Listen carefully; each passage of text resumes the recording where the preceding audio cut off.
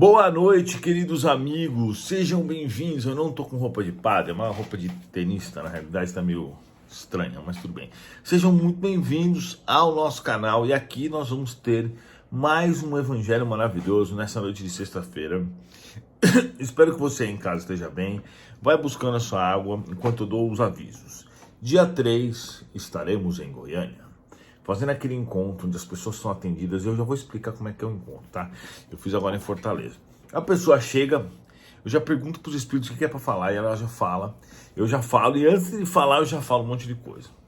E muitas pessoas que foram no encontro assim falaram: caraca, foi muito legal. O Edu falou coisas impressionantes. E a gente tem colocado aí na frente dos nossos vídeos, né? E realmente é legal porque assim, eu não conheço as pessoas para falar e sempre o que os espíritos falam bate muito, é muito legal isso, tá? Bom, então dia 3 eu estarei lá em Goiânia, na Parque da Criança, acho que é. Se informe aí no nosso Instagram, Essabag. Olha a minha coberta aqui, que parece uma coberta de criança, realmente é, mas eu gosto dela porque eu acho ela muito confortável, foi lavadinha, tá cheirosa, né? Porque tem carrinho, mas tudo bem. E agora, na terça-feira dessa semana, teremos uma entrevista com o canal do Pava. Lembrem, quem conhece o canal do Pava? É gente boa, eu sempre gostei muito desse canal, desse rapaz. É o jeito que ele apresenta, ele tem uma energia muito boa. Então vai ser bem legal esse nosso bate-papo, tá bom? Aqui tá meio vermelho, mas vida que segue. Deixa eu ver se eu mudo de cor um pouco, né? Aí melhorou, não, piorou. Não tá mais assim mesmo, vai. Então é o seguinte, melhorou, mas agora eu tô parecendo um alienígena com essa roupa, né? Hoje o nosso evangelho, ele vai falar sobre o que deve se entender por pobres de espírito, tá? Lembre-se de acessar a loja da caridade, né? www.lojachamovioleta.com e comprar algum item que te lembre a reforma íntima.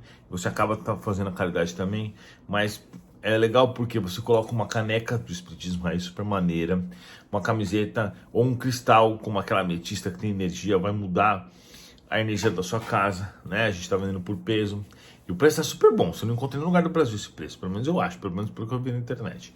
O preço por quilo, né? Então tá muito bom. Então é isso, né? Vamos lá.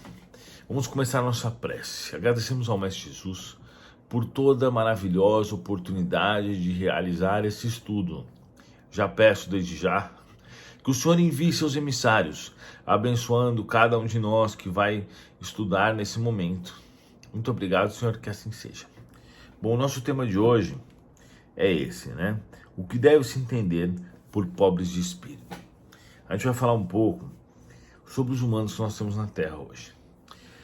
Nós temos aqueles que conseguem compreender o mundo espiritual, assim como eu e você, que conseguem entender que somos regidos por leis diferentes das leis que nós conhecemos e apenas verificamos com os nossos olhos físicos, pois estamos num mundo que, embora seja físico, é regido por leis espirituais, é regido por ações e reações, é regido por resultado das nossas escolhas passadas, né? E também os nossos méritos, as nossas expiações, e todo pensamento está realmente existindo, não só aqui como no mundo espiritual. Ou seja, toda vez que você tem um bom pensamento ou um mau pensamento, você está emanando energia que vai realmente se ligar a outras energias, além das atitudes, que ainda mais. Mas a atitude começa no pensamento, então desde o pensamento você começa a se modificar o seu exterior e as atitudes que você vai levando.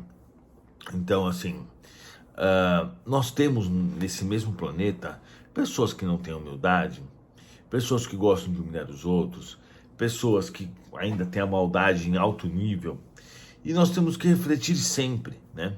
Que às vezes essas pessoas elas não estão em um grau evolutivo suficiente para compreender o mundo espiritual. E o que nós podemos fazer por elas, na realidade? Se você tem um exemplo desse, né? Porque todo mundo sempre fala, eu tenho meu primo, tenho meu irmão, tenho não sei quem. As pessoas que não necessariamente não são espíritas, as pessoas que não conseguem ter uma conduta correta frente à vida, porque tem muito deslizes, porque tem vício, tem isso, tem aquilo, eu recomendo o seguinte, que você tente ajudá-la por umas 10 vezes. tente ajudar de uma forma, converse com ela, tente levar ela num local onde ela possa receber o tratamento, tente explicar, tente colocar no caso do espiritismo na vida delas, mas não vai adiantar que você tente ajudar ela 1000 vezes.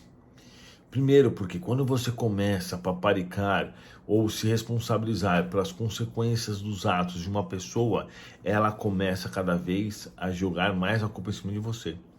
Então ela sempre joga o reflexo em você, como se a culpa fosse sua, a responsabilidade seja sua.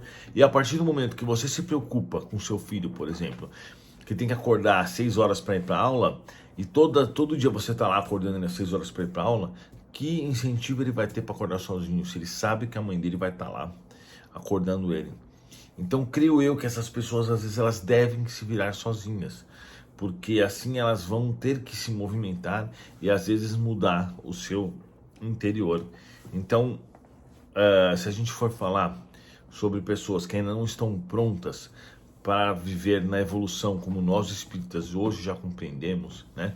O texto aqui está falando das pessoas que não têm humildade, de como a gente deve fazer para ser evoluído, da gente não ser apegado à matéria, não acreditar, por exemplo, que a matéria é mais importante que a vida espiritual, e é sobre isso que nós estamos falando, tá? Só para esclarecer. Mas assim, nós espíritas já compreendemos o mundo espiritual. Isso é um avanço muito grande. Então, embora você possa estar olhando e falando assim, mas eu não sou um espírito evoluído. Às vezes a gente realmente não é, né? Mas o fato é que só por o fato de você aceitar o mundo espiritual, você já está bem à frente do resto do planeta. Muito à frente, na verdade. Porque isso se chama evolução moral. Alguma coisa assim que Allan Kardec usa esse termo. Ele quer dizer o quê? Aqueles que conseguem compreender facilmente o mundo espiritual, eles já estão mais avançados. Isso não depende de inteligência. Tem um amigo meu que é procurador federal e ele não entende o mundo espiritual, ele não concorda, ele acha que Adão e Eva foram criados do barro. Mas por quê? Porque ele é ignorante? Não, ele é muito inteligente, tem muitos estudos, fala super bem, é um cara muito culto, é porque ele não tem um nível evolutivo.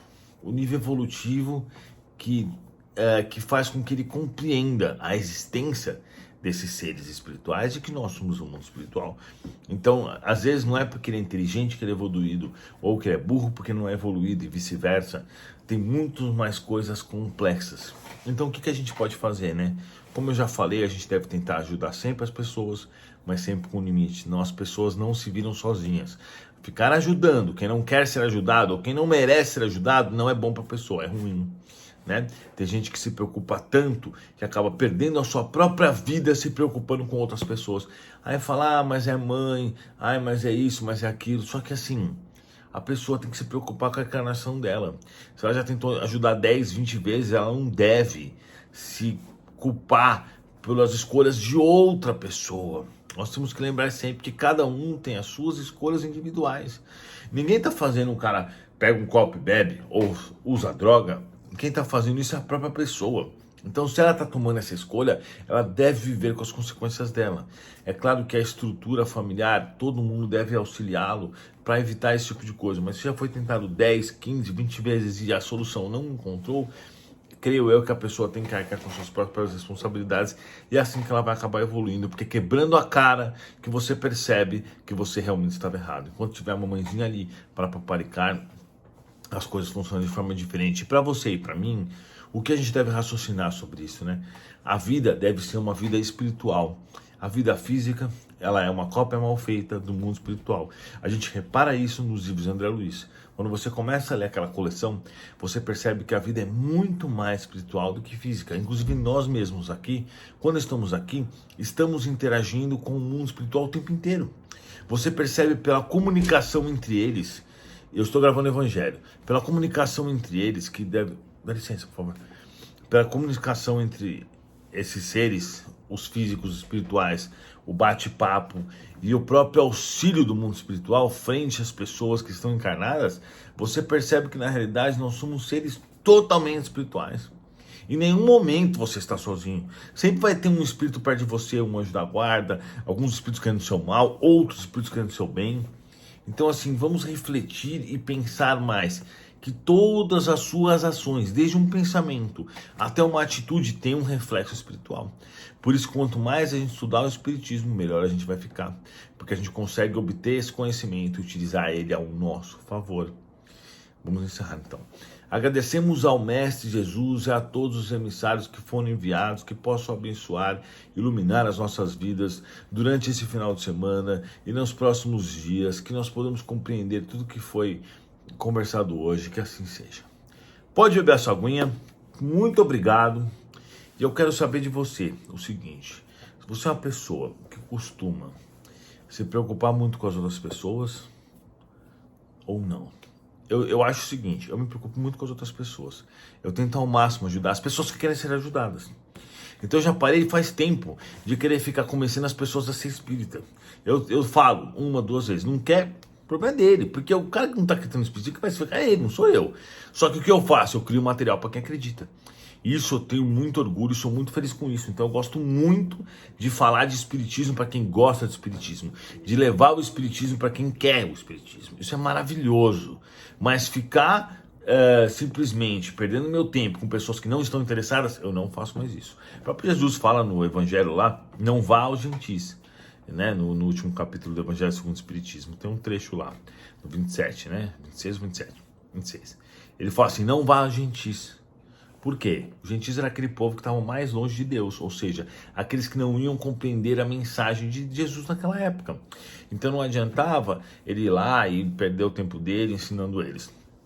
Então o que eu acho assim, a gente nunca deve ter vergonha de ser espírita, nunca deve se esconder isso, deve deixar muito claro, deve compartilhar as coisas no Instagram, mas ficar brigando, ficar discutindo, ficar tentando convencer gente que não quer saber, não façam isso.